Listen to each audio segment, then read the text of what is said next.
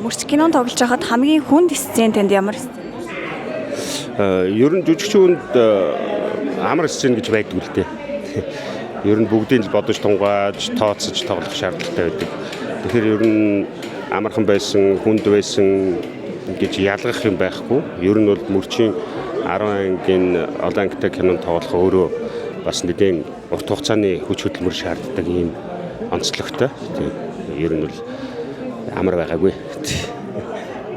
За тэгвэл дүртэйгээ өөрийгөө хэр адилхан хүн гэж бодож байна вэ? Зохиолоо уншихад ямар санагдсан? Анхны хувьд уншаал ер нь надад зохиол хамгийн их таалагдсан л да. Ер нь жүжигчин хүн, уран бүтээлч хүн хамгийн түрүүнд зохиолоо хардаг. Тэгээ зохиол таалагдж байгаа бол бас өөрт нь тодорхой хэмжээний төсөөлөл чадна гэсэн итгэл төрж байгаа бол тэр саналыг хүлээж авдаг.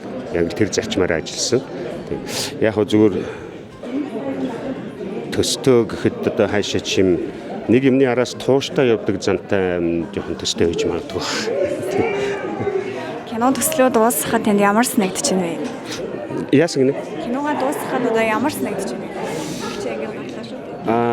Тий, ер нь уран бүтээлч хүний хийсэн уран бүтээл үзэгчдэд хүрээд үзэгчдийн таашаалыг авах, тий, зарим тохиолдолд бас санал шүүмжийн сонсно гэдэг бол хамгийн том хувь заяа гэж боддог.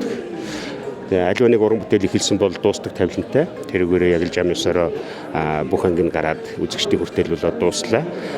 Чухам цаашаа үргэлжилэх үү?